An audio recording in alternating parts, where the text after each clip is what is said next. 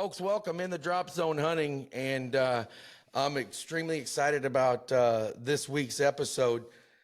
They always say Christmas in July. Well, for me this year, it fell in August. I've been looking forward for this episode for the all year. I've been trying to figure out how to get this to work, and I've emailed my guest and his busy schedule, and he's graciously give me some time to pick his brain. So if you're from the hunting world, he really should not need an introduction, but I will give a little introduction. My guest today is Dr. Grant Woods. If you do not know who Dr. Grant Woods, he's a renowned wildlife biologist.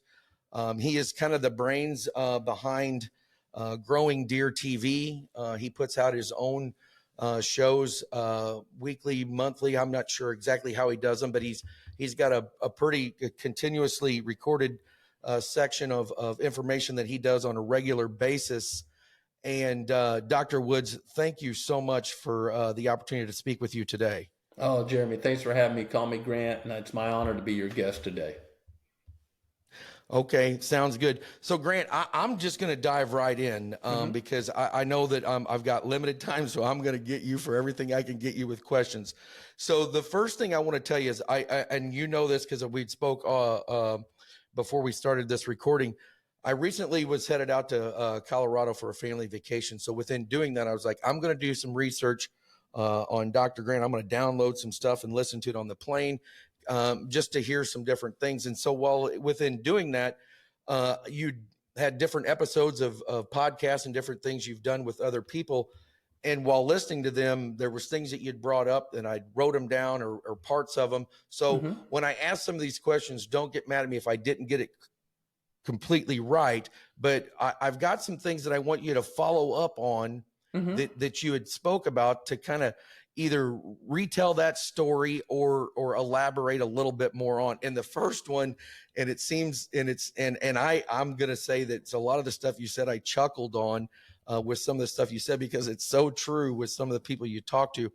And the first one, you even said it in some of your podcasts was, this is going to bring up a lot of debate. You'd said something along the lines of that, but moon phases and deer movement. Yeah. A lot of people, hunt, fish by the moon phases. The moon, the moon phase tells me I need to do this, I need to do that. Can you please elaborate a little bit more on? I guess my question is this: if I misunderstood that, correct me. But not necessarily does the moon phase really mean so much when it comes to deer movement. And when I say deer movement, correct me when I'm wrong because I like to talk about big bucks and deer, buck movement. Elaborate on this a little bit for me, please. Yeah, so it's pretty easy. I'm 63, so in my day, we first started putting radio collars on deer, and then somewhere in my career, started putting GPS collars on deer. And many, many researchers right now, as we sit here talking, there are piles of deer from Texas to Maine, and in Canada that are wearing a GPS collar. There's data collected 24/7, 365 throughout much of the whitetails range. Lots of different universities using GPS collars. Say over time that technology got cheaper, more people can use it. A couple of really big programs: Mississippi State, University of Georgia, and Penn State. Penn State has a big program, long running. I'm probably wrong on this, 15, 20 years. They've been following bucks, mature bucks. I mean, they've got a lot going on. And all those researchers, and my data sets included, show zero, everyone get this right, zero relationship between the moon and anything a deer does. So if you just think about it, now, I mean, those are facts. Those aren't debatable. Those are facts. Okay. So if you just think about it, fawns are born every year almost the same time. The rut certainly happened under all different types of moon phases. Okay. Just the way the moon circles the earth and rotation, all these things. So you could have a rut, which doesn't change year to year, folks. You hear this comment all the time: oh my gosh, rut's late this year. It's early this year. My cousin Bubba, boy, he saw a buck chase a doe in September, October. I'm sure Bubba did. I'm sure he did. One. That does not make the rut. So the rut was timed by God. So deer would breed at a certain time. So fawns would be born at the best time less insects, more forage. If a fawn's born right now in a drought, it's not going to make it. Mama's not making much milk right now. If a fawn was born in the northern states where you get a bit of snow late, that fawn's not going to be big enough to survive the winter. That thing's dead as if you hit it in the head with a hammer the day it's born, just because it's not going to have enough body weight to survive a really cold winter. So all these things are just so obvious, but we tend to think like humans because we're not impacted by all these things. We can have babies year round. They're going to survive. We're going to keep them warm. We're going to provide them food, all that stuff. Instead of thinking like a deer. Same with hunting. The best tip I can give anyone is think like a deer, not a human. But yeah, there's nothing to the moon theories. Lots of articles, lots of publications. Grant Woods, back in the day, used to publish with deer and deer hunting a thing called the DAI, Deer Activity Index. And I had some research projects at schools where we had a bunch of people in the woods and we were harvesting, not just harvesting deer, but write down all observation, not like Joe Bubba Hunt Camp. I mean, really serious. And I thought I'd nailed it. I really thought I'd figured out a pretty good formula. And I published this. I admit it. It's about 70% accurate. Well, that's better than 50-50, right? I would spend $10 for a deer calendar to be 70% accurate of when deer are going to move. Partner with Deer and Deer based on the latest research. And we were selling them. It's quite a bit of money for a graduate student, 5-digit type money for a graduate student. And doggone GPS collars come out. And we knew what deer were doing 24/7. And it's like they say in Texas, I wouldn't have seen it if I hadn't have believed it. Yeah, think that one through. And GPS collars prove my data based on human observations totally wrong. And I had to stop selling the calendar. So yeah, there's nothing. Well, I tell you what, as well as I do that, and I love it that you said this one here is going to fire some people up. So that is probably that's going to be a big thing for a lot of people. And is science, I mean, the proof is in the pudding with what you say. And it's not novel. It's not novel. It's not new. Mississippi State, Georgia, and Penn State have all published scientific papers on this. But most hunters don't read scientific papers. They don't want to talk in hectares and meters and Latin terms. I don't either. Just have to. But yeah, this is not arguable. Now, I know Grandpa back in the day killed his biggest buck in the full of the moon. And he's told everyone since then, bucks move on full of the moon, son. Bucks move on full of the moon. That's a sample size of one. I know what you're saying. It's just those Grandpa did it, and I know what you're saying because we've all fell into the trap of that. I got taught this way, and this is how it is because that's how Grandpa killed his 180-inch deer, and that's how it works. So that's very, very interesting information. I was actually floored by that because once I'm one of those guys that's what I've heard. That's what you hear from people around you saying, well, the moon, they're not moving because the moon was out all night. So you ain't going to see no deer, and different things. We got to remember, we're thinking humans like, well, I can have more light so I can see, or, whatever your thing is. Deer have a totally different structure in their eyeball. Light goes in a much bigger pupil, so they get more light in. And this is really oversimplified. They have a different ratio of rods and cones because they don't need to see color as well as we do. They see color, but not as well as we do. And again, this is not theory, guys. It's good scientist, Dr. Carl Miller, friend of mine. We've dissected eyes, worked on eyes, hooked electrodes up to the optic nerve of deer brains, and then stimulate it with different colors, see if what's triggered and what's not triggered. And this is not opinion. And it's not all my work. I'm telling you about other people's work. But we know how they see in the color field and how deep they see. They're in different color spectrums. But then they have a covering on the back of their eye called tapetum lucidium. That's when Bubba's got his Brinkman spotlight out and he's shining deer and it shines back at him, or a coon or a walleye or whatever. We don't have that. Human eyes don't shine back. So that light goes in, triggers rods and cones, hits that, I call it aluminum foil, shiny on the back of the eye, and comes back out and triggers them again. So they get a lot more use of their light than we do. That's crazy. That's just crazy. How about this? You'd also spoke to someone you talked quite a bit about in a podcast Um, Morning versus evening hunts, especially with mature bucks. What is your experience, and what is more effective when hunting mature bucks? Does it matter whether it's the morning or the evening hunt to I'm going you, to or interrupt you what you one found? second. I've lost my screen. I hear you, but I've lost my screen. I'm so sorry. How can I get back to my screen? I'm a good deer biologist, but not a good technical person. I can still see you. Okay. You're I still cannot talking, see so you're you. So there. no, okay. I'm just going to keep talking, looking at the camera. And it Okay. shows we're both recording, so you're still good. Okay. So deer move, vast majority of deer movement is morning and afternoon, which is Okay. another mythbuster right during the peak of the rut. I'm going to hunt all day long. Boy, I hope that's great. You got a bologna sandwich.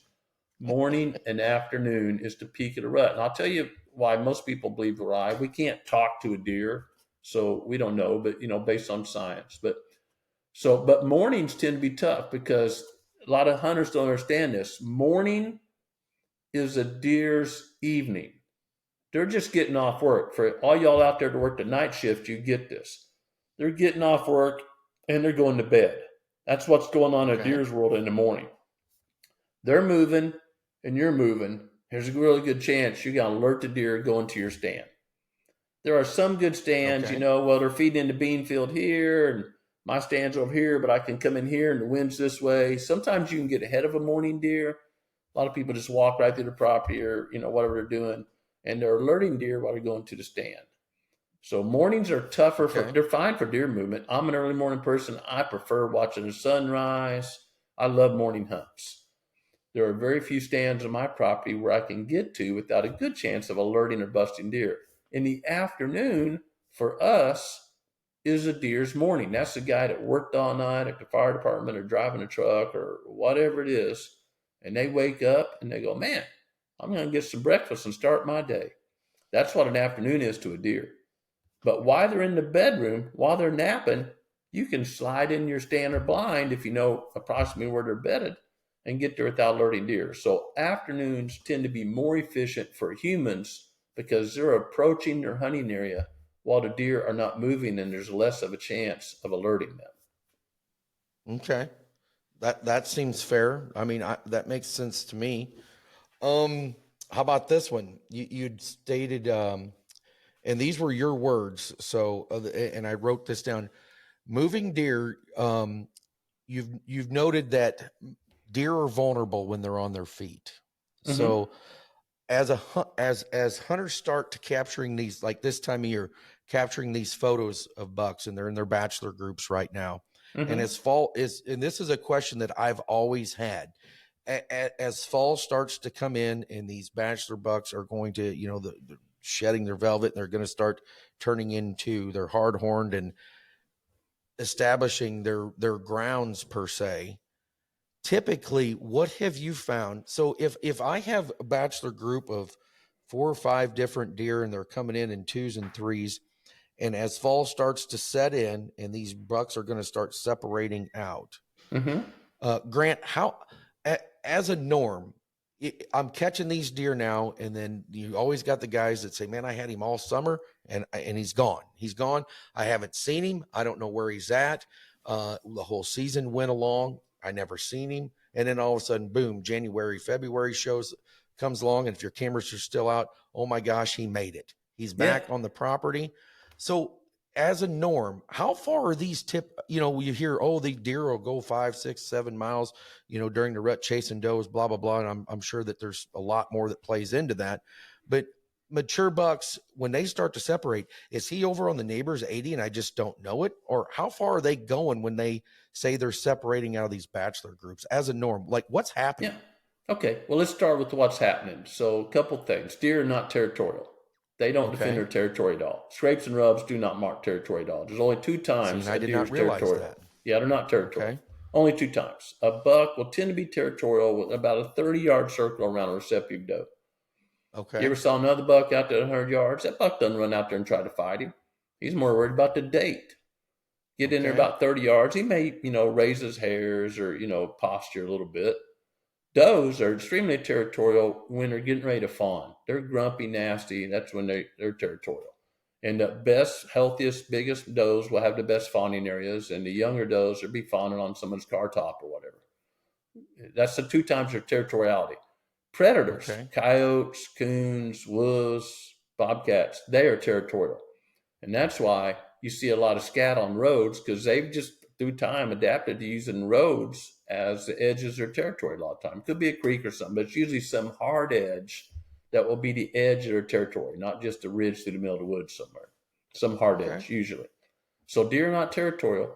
And a couple of things are happening. Of course, that when we're going in this time of year, daylight's getting shorter, less sunlight going through the eyeball each day. That triggers the pineal gland. This is deep science, and it starts producing more testosterone. As that daylight shortens, the buck's producing more testosterone. He's getting grumpier, and he doesn't want to be around bucks, right? You're in summer football camp, hanging out the boys, okay, whatever. But you get a little later on, all pumped up. You want to go to prom and meet a girl. You don't want to just hang out the boys.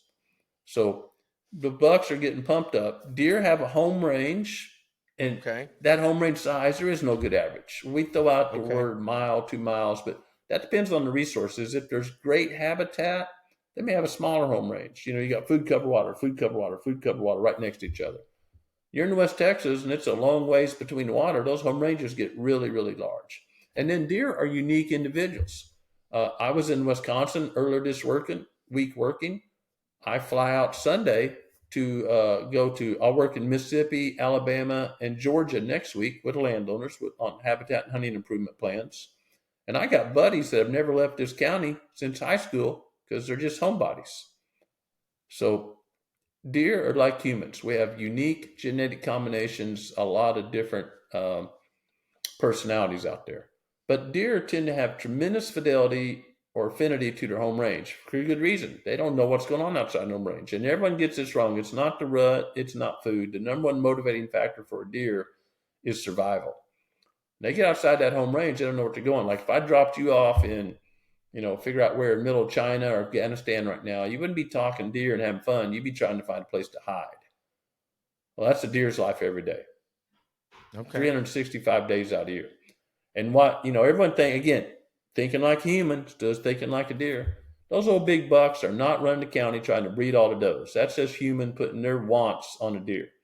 Just the opposite. Typically, average, older bucks have smaller and smaller home ranges because their number one motivation is survival. So all those old myths are just myths. Again, GPS collars have, I believed all these things at one time too, folks. I'm not casting mud at anyone. I believed them all too. And doggone science, it has a bad way of bringing the facts out. Good science. So this is off script from what I've got on paper. But as you're talking this brings me to a question with that, with what you're saying. If they're not territorial, yeah. So my question, so if let's say I have this deer in the area that's, big, beautiful buck, 160, 170 inch buck.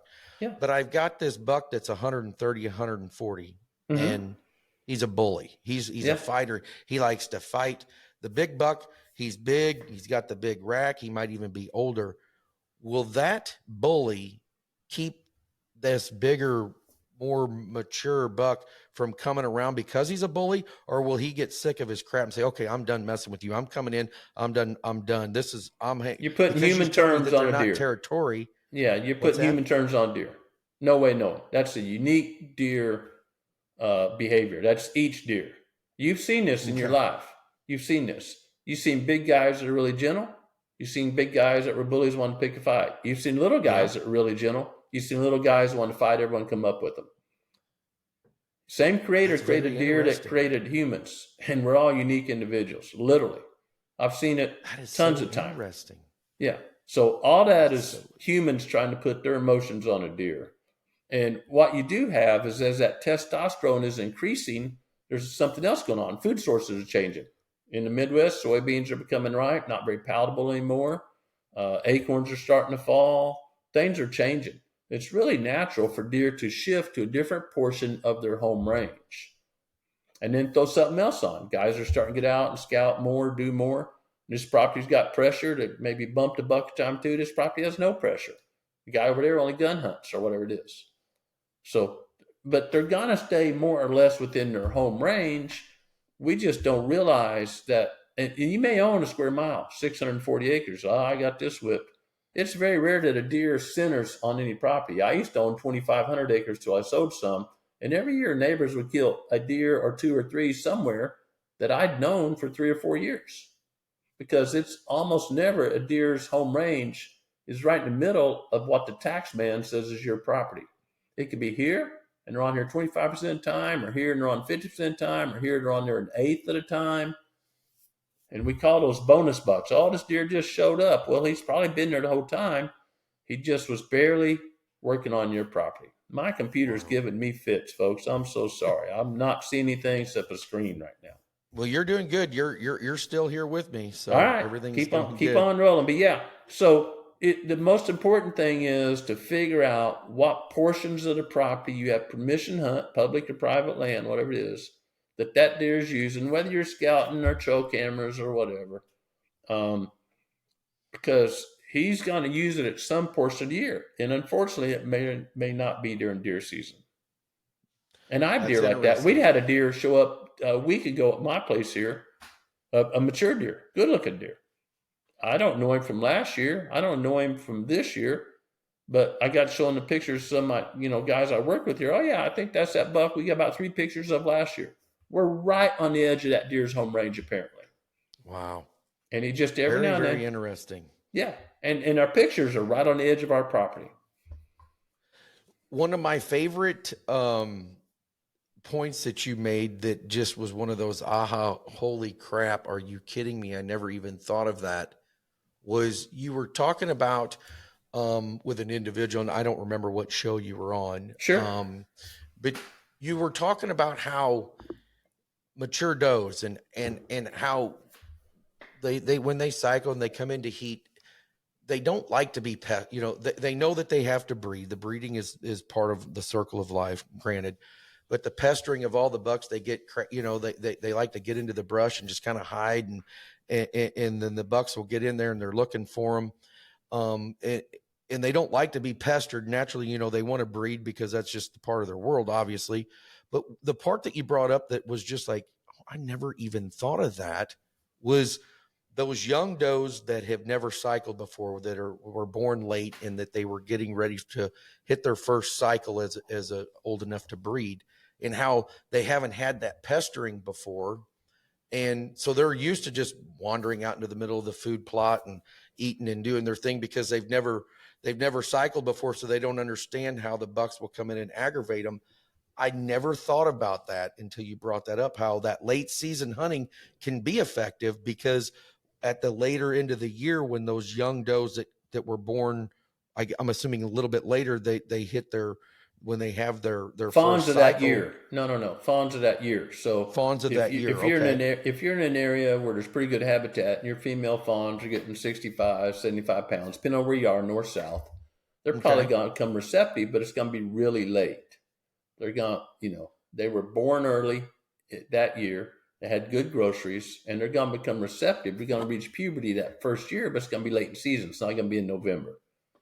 Okay. So those are fawns. And then you've had a good doe harvest, which I hope everyone's doing, folks, because, it's all about groceries. Unless you're in Iowa or one of the ag states, you do not have enough groceries. Period. Just accept these facts. Your utilization cages, everyone needs a utilization cage in every food plot. Otherwise, you're guessing. You have no idea what you're talking about. So explain that, because I have no idea. When you say utilization cage, what are you talking about? Shame on you. So we take about 10 or 12 feet of wire, like hog wire, web wire, whatever. It's pretty small, square, so deer can't get their nose in there. Okay. So if you take 12 feet long, you're going to make a 3-foot circle, like a cylinder, then stake it down in your food plot with the T-post right when you plant, so you're not biased. And watch how tall the forage is inside versus outside. And almost, I'm going to say 99% of the time, people are amazed. They just think they didn't get good seed, it didn't rain, the food plot didn't grow. That's just deer eating it all up, folks. And it's common for it to be 2 to 3 foot tall on the inside of that cage, where deer are not going and lip high, closest deer can get lip to the ground on the outside. And if you don't have enough groceries 12 months out of the year, if you don't have groceries 12 months out of the year, quality groceries, then your bucks are not expressing their full potential. I don't care if you kill a 200-inch deer. It's not that deer's potential because it takes a certain amount of groceries for those deer to express their full potential. And people don't realize how much it takes for deer to eat. So deer eat roughly round numbers, about 5% of their body weight a day, a little less maybe. So 100-pound doe, 5%, that'd be 5 pounds. That's dry weight because they're going to respirate, urinate, defecate, salivate. Deer salivate about 2 gallons a day. Adult deer will salivate about 2 gallons a day. All that moisture out of the plants that they got through the plant. So it's dry weight. So you and I would have to go pick about 15 pounds, give or take, of soybean leaves. Think about picking one leaf at a time like a deer eats and get, way, way less than an ounce and getting 5 pounds of that. Wow. Well, that's what a doe has to do to have good nutrition every day, 365 days out of the year. That is amazing. So yeah, most people aren't even close to killing enough does. Oh, I killed. I hear this all the time. I hunt on Granny's 300 acres, and we did a good job last year. We killed 2 does. You didn't even touch the bucket. And another way to look at this is how many fawns are you seeing in your trail cameras? 20, 30, depending on where you are, 100. Well, if you don't kill at least that many does, you're gaining deer. You have less food to next year. And that's been a big, like where I hunt in Calhoun County here in Illinois. And that is one of the biggest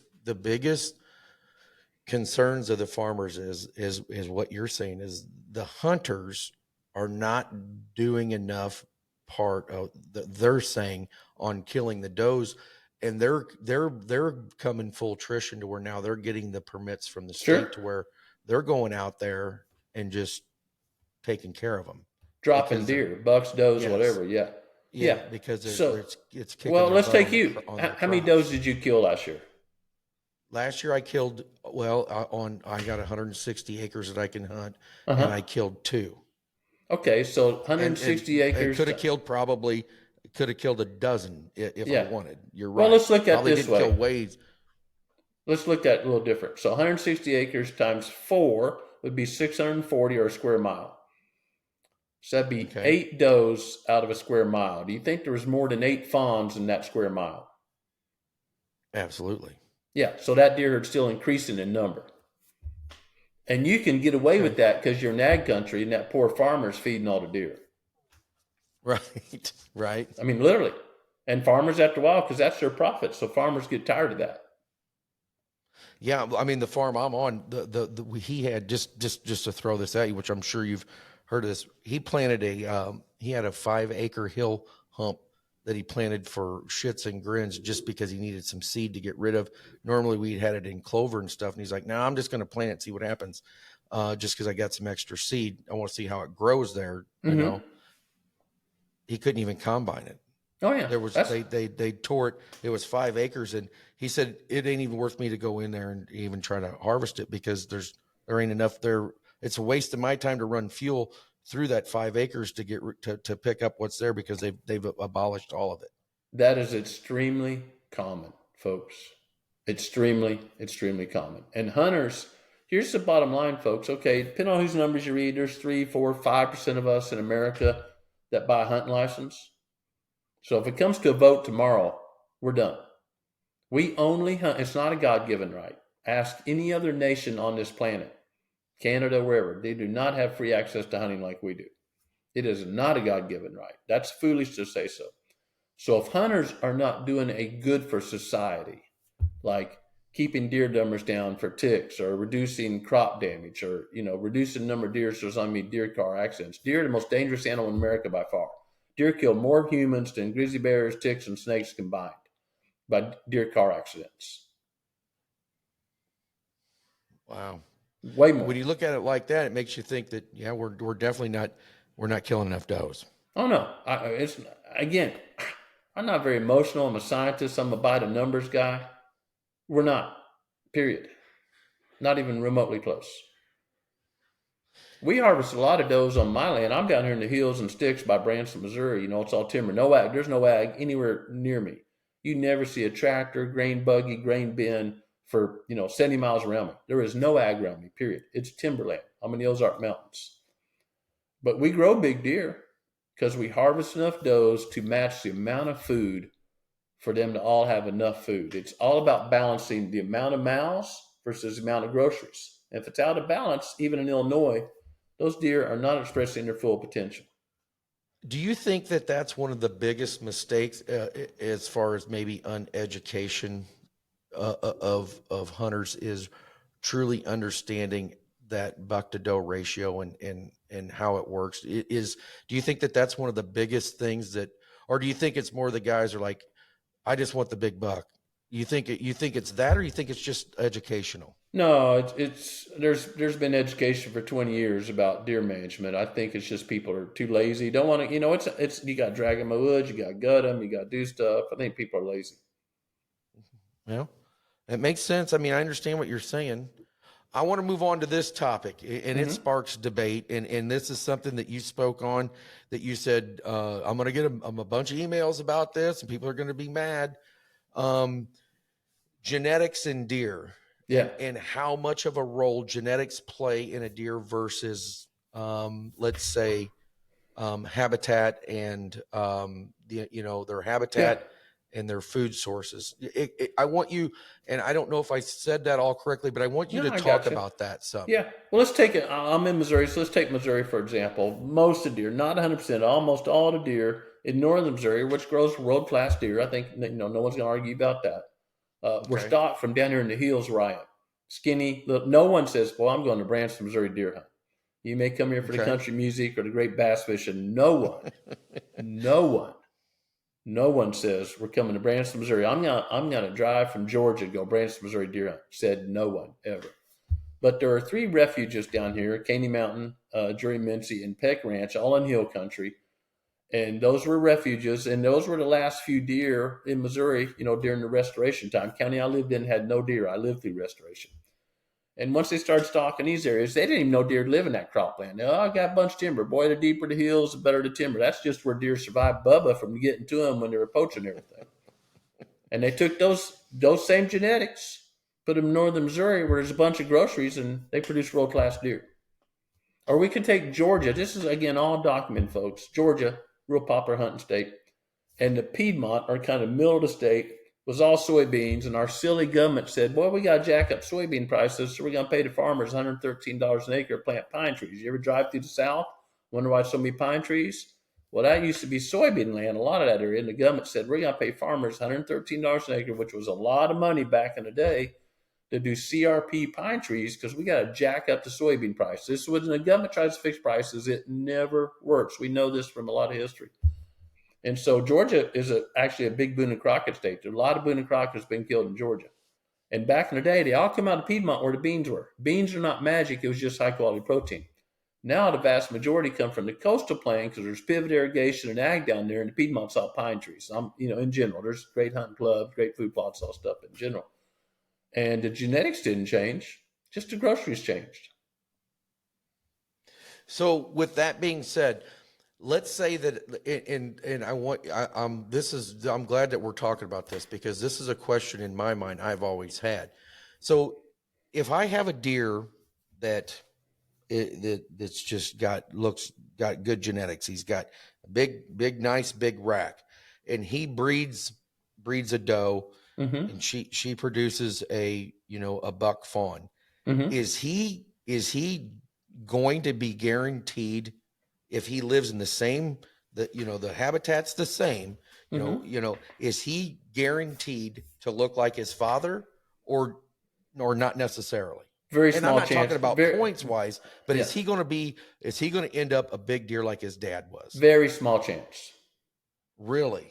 Yeah. So let's That is go so through interesting to me. Yeah. Again, we're all thinking like humans here. Let's go to some, again, research, published research. There's been 3 projects. I've been involved in one. I'll tell you about an even better one.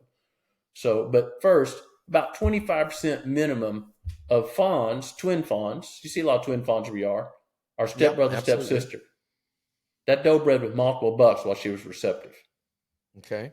You don't think that way because you're a human. That has been documented human. That means that lady had sex with 2 different men within 24 to 36 hours, and whichever man's sperm got there the quickest is the one that made babies. It has to be twins. Twins are rare in humans, not very rare in deer at all. So normal in deer in a healthy habitat. So the genetics of white-tailed deer are not something anyone on this planet can manage in a free-ranging wild herd. It is managing captive pen-raised deer because there's a pedigree. Like maybe you got a duck dog or a cow, it's got a big pedigree. They know who bred who for many generations, not one generation, many generations. And over time, over a long period of time, not 1 or 2 generations, they can select and say this doe or this buck produces more milk or bigger antlers or whatever you're looking for. So to test that, a long time ago, a really good friend of mine, Dr. Mickey Huxon, was the lead biologist at the King Ranch. You're not familiar with King Ranch. It's in Texas. Over 800,000 contiguous acres. 800,000 contiguous acres. Managed for wildlife. So none of y'all can even come close to it because it's the biggest private land holding out there. Have about 110 acres of coastline, precious coastline with not even a house on it. It's private land. Okay? And Mickey took 10,000 acres. Their pastures are basically 10,000 acre pastures. 10,000 acres here, skipped one, and 10,000 acres here to do some research. And on this 10, so generically same rainfall, same vegetation. This is not cropland. This is brush. All right? So even playing field. And this 10,000 acres, Mickey and people he let help him, i.e. me, is a really tough job. I've had horrible jobs. Tough job. We shot every yearling buck that had 6 points or less on a permit. There's no limit. Every 2-year-old buck was 7 points or less. Every 3-year-old buck with 9 points or less for 7 years. No hunting club possibly could cull like that. Not even remotely close. Over here, we did standard deer management. Letting them 4.5 years old, shoot those bucks if we could, and shoot enough does to make sure they all had groceries. So everyone understand, intensive culling by permit. No hunting club could possibly do this. People paid to make this happen. Standard deer management, 4.5 years and older, enough does to make sure there's plenty of groceries to go around. And after 7 years, there was a massive difference. Now remember, no hunt club could do this. There was a massive difference. Just about ran out of bucks over here, but there was no difference in antler size. Because the doe controls a minimum of 50% of the antler genetics, and there's no pedigree. You can't look at the doe and say, boy, her right ear is bigger. She's going to grow bigger antlers. Or she holds her tail to the left. Boy, she's going to grow bigger antlers. There's no pedigree. There's no chance. And again, Mississippi State, Georgia, great universities all say this. There's no chance we can cull deer in a wild free range herd and make a difference. You shoot that quote unquote cull buck, you're just making an excuse to fill a tag. You're not doing anything for the herd. Scientifically speaking. That is so amazing because that goes against everything I've but where are you getting your information? That are listening have heard. Yeah, but where are you getting your information? Bub at the barbershop? Uncle, yeah, you know what I'm saying. Yeah, exactly. I mean, we used to think smoking cigarettes was good for you too. I mean, literally, folks, we used to think that. So, so the more recent study, that was back when I was in grad school, a long time ago. More recent study was on a much larger study, really well funded. And they picked up every shed and pulled genetics from it, every fawn they could catch. I mean, there's a lot of people working on this, not just Bubba stuff here. Genetics, take an ear clipping, run genetics on that. Every doe harvested, every buck harvested for 7 years. Biggest genetic database ever known to man for white-tailed deer. And the big bucks almost never produced another big buck. Just random chance. They never bred the doe or didn't rain enough, whatever happened. They had a whole bunch of 120s produce 180s. That is amazing. Yeah, because you're thinking like a human. And you're looking at phenotypic, science word, phenotypic, or what we express. Like, I'm not a great big guy. My dad was super strong. I've had 2 kidney transplants. I don't keep protein. I urinate protein out. You're looking at phenotypic going, man, Grant's kind of runny, isn't he? You don't know the whole hind story. And when we look at a deer, we don't know their story. Was he injured 2 years ago? Did he get in a fight and get gored? Was he shot and healed from it? And we certainly don't know the genetics of the deer at all. So no, you cannot make a choice. Sitting in your tree stand in a wild free ranging herd, the best way you can help that deer herd is shoot more does if you need more groceries, and make sure you got plenty of groceries.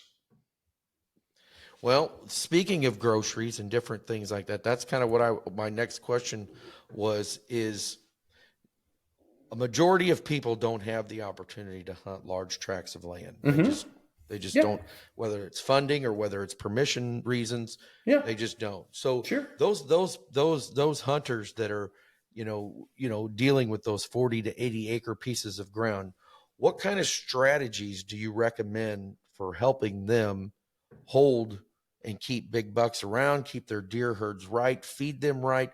What kind of strategies do you have for guys who have these smaller tracts of land to optimize their best opportunities? Maybe the theme of the day is a reality check. So we're not going to hold deer on 80 acres or 120 Okay. or 250. Not going to. Okay. Period. Just got to live that. You can make your land more attractive to the neighbors, and hopefully they spend more time there. Let's say, if you're 200 acres and you're a third of a deer's home range, these are facetious numbers.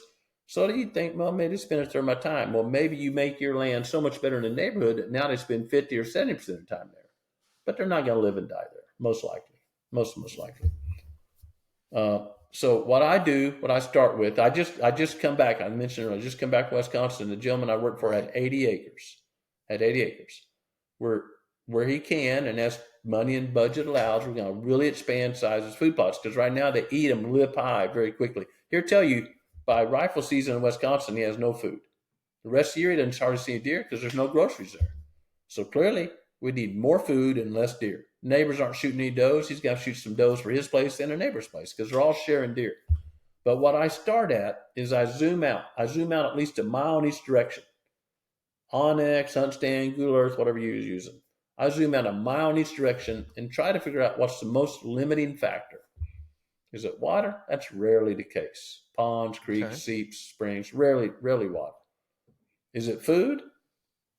That's not the case in the summer in ag country, but it could be the absolute most limiting factor in ag country after the crops are harvested. He who has food after the combine rows has deer in crop country. Okay, very important. And then it could be cover. Cover is a big limiting factor in ag country. That annual forest is cut, all the corn and soybeans, that's what I call the annual forest is cut. And because there's almost no native browse, because deer browse line the woods up super high, he who has cover has deer. So I look for, and I tell people, look for the most limited factor in your area for a deer. Okay. And supply that. And then, if you got 80 acres, you must, this is important everywhere, but you must control your hunting pressure. Now, hunting pressure is not necessarily how many days a year I hunt. Hunting pressure is when you alert deer. You could hunt 100 days in a year. If you never alert a deer, they don't know there's any pressure there. But you cannot hunt in a way that alerts deer. And that may be only hunting afternoons, only hunting certain wind directions. And this is just how serious you want to be. Man, if you want to shoot the first spike buck you see and get some meat for your family and have fun, as long as you're doing it legal, I am 100% behind you. I'll high five you all day long. All day long. If you're a guest on their landowner and he says only shoot 4.5-year-old and older bucks, then just like if I loan you my car and I say I want you to do this, you should abide by what they request of you, because they're the one paying the taxes on that land. So, but on smaller properties, the best thing you can do, and it's going to vary property by property, is provide the most limiting factor during deer season. They're not going to stay on your place all year long or all day. But during deer seasons, when you need to have the most limited factor. Okay. That brings right into, this is the last question that I had that was a personal question. And then I had questions that people had sent me that they wanted me to ask you, which leads right into this because you'd brought it up. Mm-hmm. A mature buck, how much when we're talking pressure, how much pressure will a mature buck take before he says, okay, I'm done dealing with this. I'm gone. I'm moving to an area. Is there science that shows how much we could pressure him before he's moving out and finding a new place? Or is there so many variables that it's hard to tell? Well, remember, and this is so important to remember, every buck is an individual just like you and I are. Every buck's a unique individual. Some deer, they're out of Dallas at the first hint of something going wrong.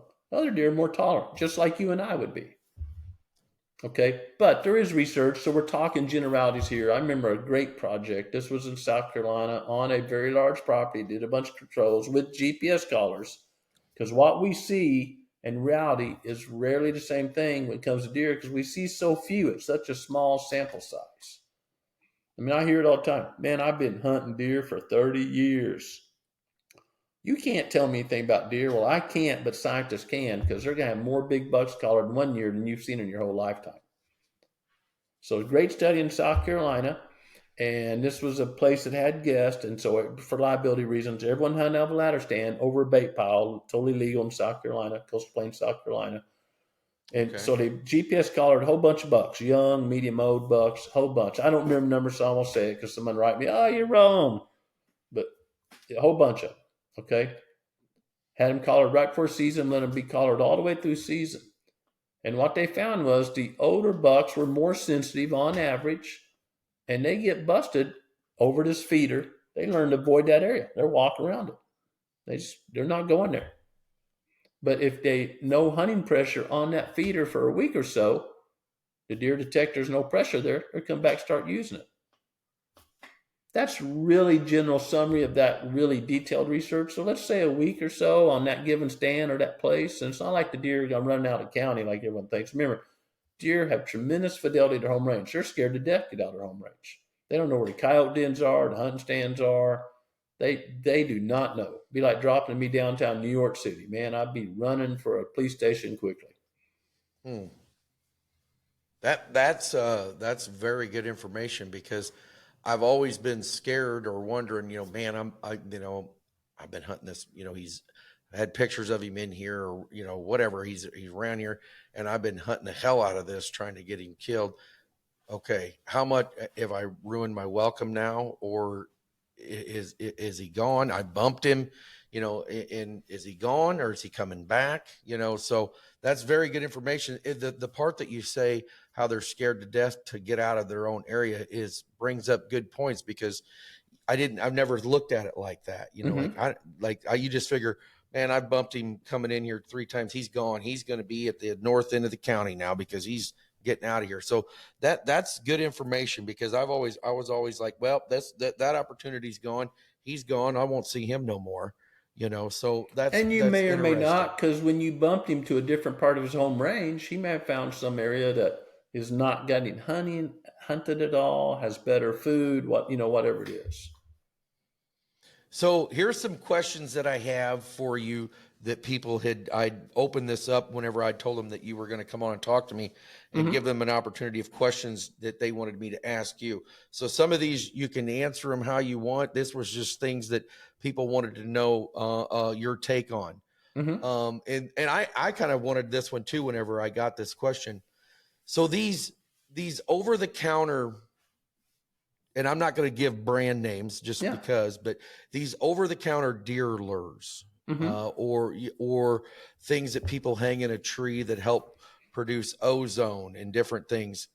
Do these things really work? If I'm putting these scents down to doe and heat that come from a store versus maybe a person's deer farm, okay, a couple of things with this because now as I'm talking about it, now I'm putting my own questions in my head.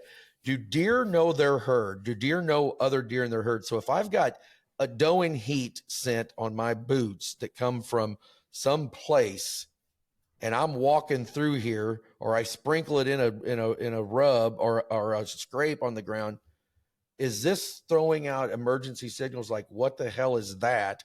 Or how do they respond to those things? Well, In your let's take do on this. this. Whatever they are these days, I have no idea. 10, 20, 30, 40, $50 a bottle, whatever it is. Do you think there's a hunter in America that if it worked that good would not be putting that out every day? No. Okay. Hunters all want the easy thing. They buy it because marketing tells it's an easy thing. But, if it worked that good, everyone would be using it and there'd be no marketing. I'm not saying people have not killed a deer over whatever brand, 269, whatever it works. I could care less. I'm not saying people haven't. I'm sure they have. But deer, again, thinking like human versus a deer have way, way, way more nervous receptors in their nose than we do. They're not smelling doe urine. they're smelling all the chemical composition.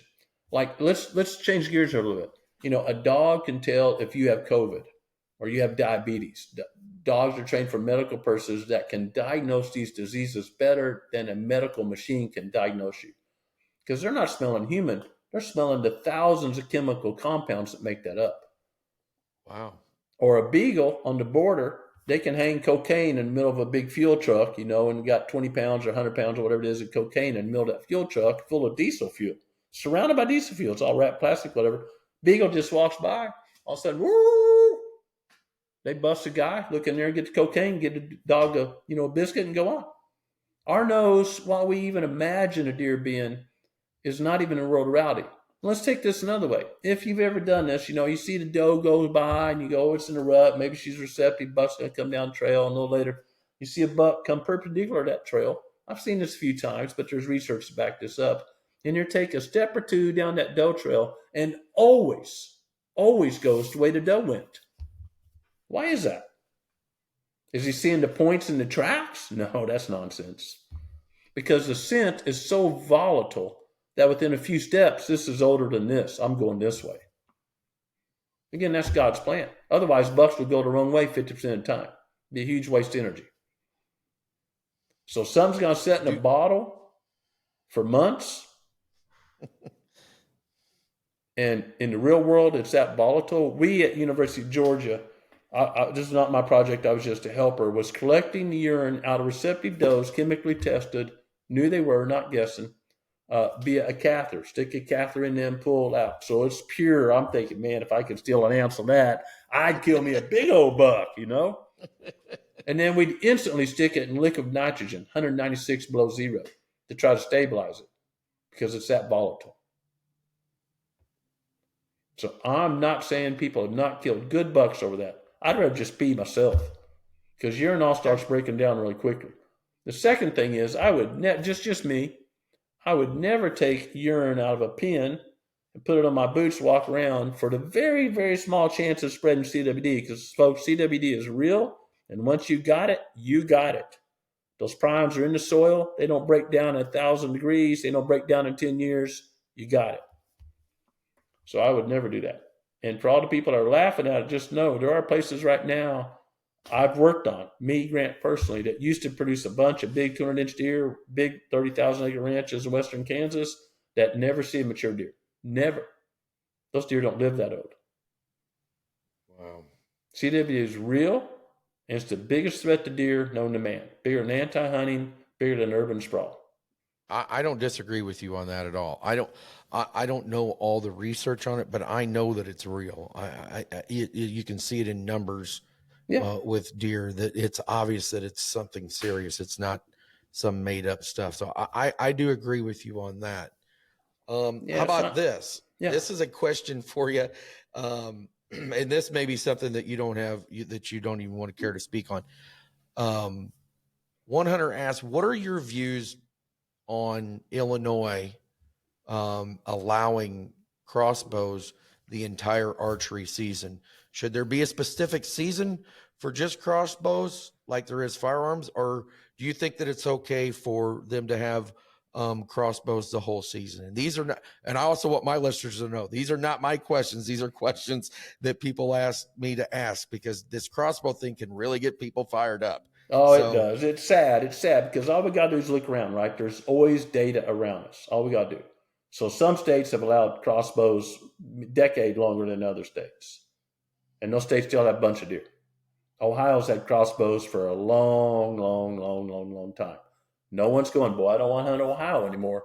Those doggone crossbow hunters, they've ruined Ohio. I promise you, if I sent the guy that wrote that question a free license and a hotel room in the middle of Ohio where the big bucks are, he would not go, oh, I'm not going there. There's crossbow hunting there. And a deer doesn't care how it dies.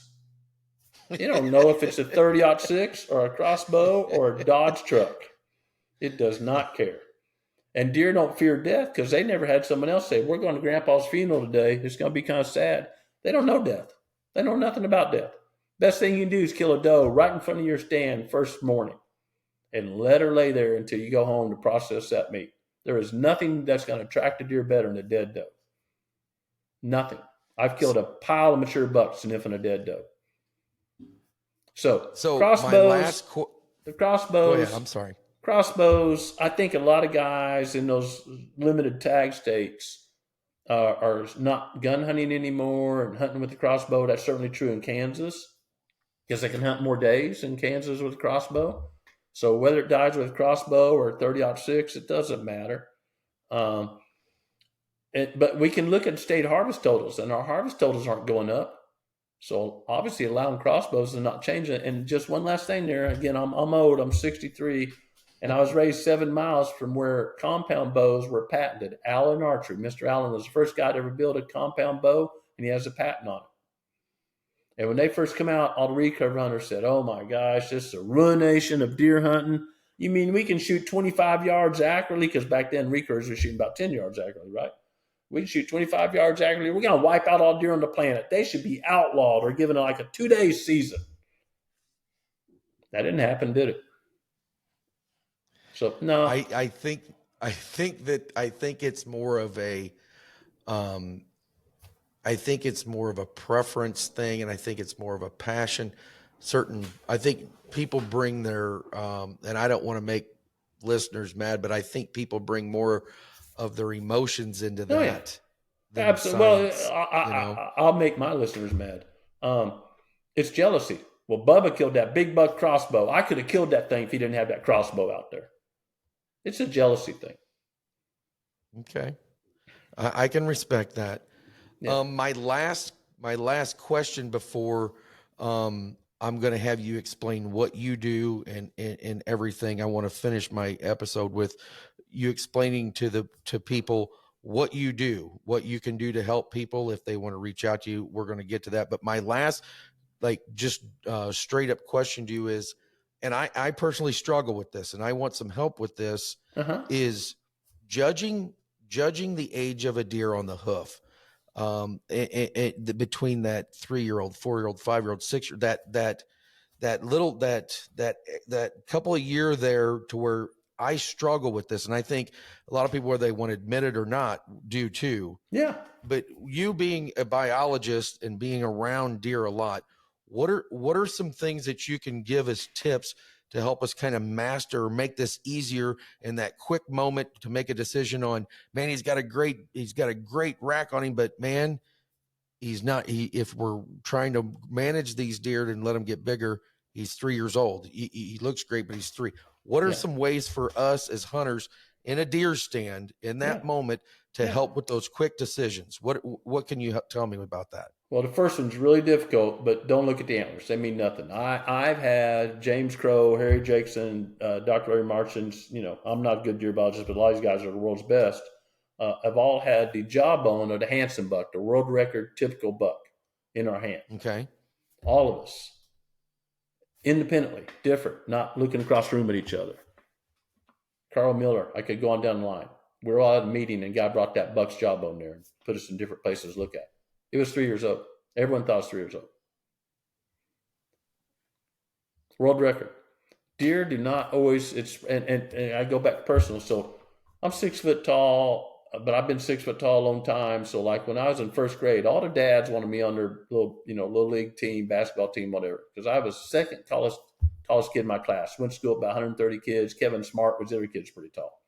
Kevin kept growing. I didn't. And by freshman in high school, I didn't even make the team.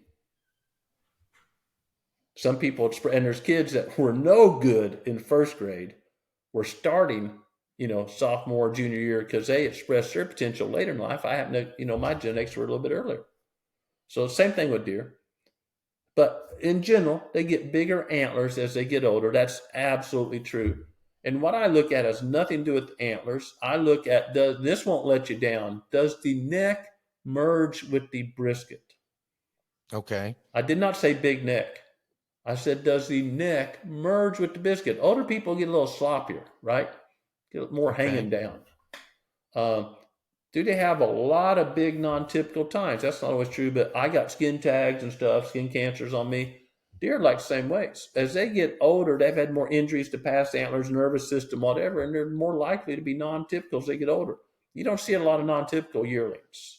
A non-typical yearling, unless it was injured in velvet, is a genetic non-typical, which is rare. Deer are built, Okay.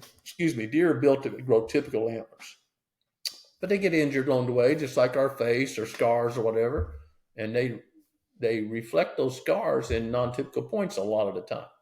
So neck going all the way to the brisket needs to look like a buffalo. If it's a mature deer, think of buffalo. Chest is way bigger than the fanny, way bigger. Okay. Mature deer will have what we call buffalo shape. Their chest, males, will be way bigger. That chest will sag. A mature buck looks like they have really short legs. Well, their legs are just as long as they've always been, just that their chest is sagging down so it looks like they have short legs. These are all really reliable characteristics of a mature deer. I did not put an age class on it, a mature deer. A 3-year-old Gotcha. buck is not mature. It's a great deer. I'm not knocking, but it's not mature. And it's going to look more like that really muscular racehorse. Slim, fit. It's ready to go run a race. 4-year-old is going to be stockier. 5-year-old's going to have a belly. 6, 7's going to have a big belly. And an older deer, the back will sag just like a horse. Someone that's really good at estimating the age of horses is really good at deer. And if it's a really old deer, 7, 8, 9, that back's going to be sagging. Wow. Dr. Grant, I could sit here and do this all day long with you, but I know that you're a busy man. But I do want to give a little bit of time, if you would, explain to people now. Yeah, I mean, you're a deer biologist, but what do you do right now as far as helping people out? I know you say you travel a lot. So you said you just come from Wisconsin up there helping an individual with his farm. Explain to people if they're looking for some help on things, what you do. Explain what you do now to help people out. Well, me and my team, we have 7 employees here and some interns. So me and my team, we do a couple things. We make a new show on growing deer every week, 52 weeks out of the year. For 15 years, we've never missed an episode or had a repeat episode, ever. So that's one thing we do. It takes quite a bit of time. You would relate to that after making podcasts. We make a new show 52 weeks out of the year, and we've never missed a week or had a repeat episode. And then we consult. And we've been doing this for 34 years of consulting. So people will hire us and we'll come to their property and lay out a habitat and hunting improvement plan. We help a few people over the phone. Those are smaller acres, 40, something like that. Because even the best maps on the very best satellite images, we can't tell all the vegetation. Is that an oak? Is that a maple? We can't tell all that stuff. So we prefer boots on the ground, but sometimes small properties where we help people over the phone. And we create plans, written plans, maps, whatever that they may need. And we do that a lot. I think we've helped 70 some odd landowners this year, 70 or 80 so far this year. We do that every year. We help a lot. We do not air all those. We'll air a few episodes about that, but not near everyone. Just can't get camera in all those places, stuff like that. And a lot of people want their privacy. So we've done that all over. If the state has whitetail in it, we work there. Nice. Well, folks, if you're looking for someone with knowledge, very, very much knowledge in this world, I definitely think that Dr. Grant Woods is somebody that would be well worth reaching out to. And every time I do a show, Grant, I always, as the show goes on, I try to think about something at the end of the show to say that I've take away from the show. And within just this brief hour that we've talked, my takeaway from this show that I've done with you is something that it was an aha for me that I think that a lot of people are guilty of. And I think if they watch this show with an open mind and think about things, for me, it was this. And you said it so many different times through the show was you kept saying, deer are not like humans. Deer are not like humans. Deer don't think like humans. And I think that I find myself doing that more so than not, to where I'm thinking about that deer and what I would do, or what if I was a deer, this is what I would do. Yeah. And I think that was my takeaway from this show is that we're not deer. Deer are not humans, and deer don't think like we think. And so we can't always sit there and think and put things in a perspective of how we would do it, or how we think that deer is going to do it, because chances are it's probably not, because we're two different species there. Yeah. And so I think that's my take from this show from you is sometimes stepping back and going, hey, it's a deer. They do things different than what you do. They don't think like you think. You need to quit putting it how you think or feel about it, because the deer don't think or feel that way. Yeah, that's a great takeaway. That's a good point for us all, myself included, to remember, because I make the same mistake. I make those same mistakes year after year, and I don't know better by now. But yeah, and there's a lot of good data out there, folks. A lot of universities doing some great work based on, again, GPS collars or measurements in labs. You don't have to guess. We know a lot about deer. You don't have to guess. I know we covered a lot of things here in a short period of time. Um, and down the road, maybe next year, I'll reach out and say, hey, can we sit down and talk again? I know you're a busy man, and I don't want to keep you no more, but Dr. Grant Woods, I appreciate this amount of time you've given me. I learned a lot from you. I learned a lot from you from watching your stuff. I think you do great things. There's a lot of people that I'm sure that you know it, and if you don't know it, there's a lot of people that listen and watch what you do, and take what you do for heart, because it's obvious that you are passionate about deer. You're passionate about their habitat. You're passionate about everything that's involved with deer. And I appreciate what you do, because you help hunters like me understand things that I would have never even thought about. So with that being said, I want to thank you for your time. And I wish you the best of luck. I know your assistant told me you're getting ready to go on an elk hunt. So I wish you the best of luck on your hunt. I Thank wish you you. the best of luck with everything that you got going in your hunting season. And folks, if you want more information, you can find Dr. Woods online. He's got his own web page and everything. So you can go find a lot of information on him. So Dr. Grant Woods, thank you for your time. I appreciate having you on In the Drop Zone Hunting. And folks, we'll see you on the next one. Thank you.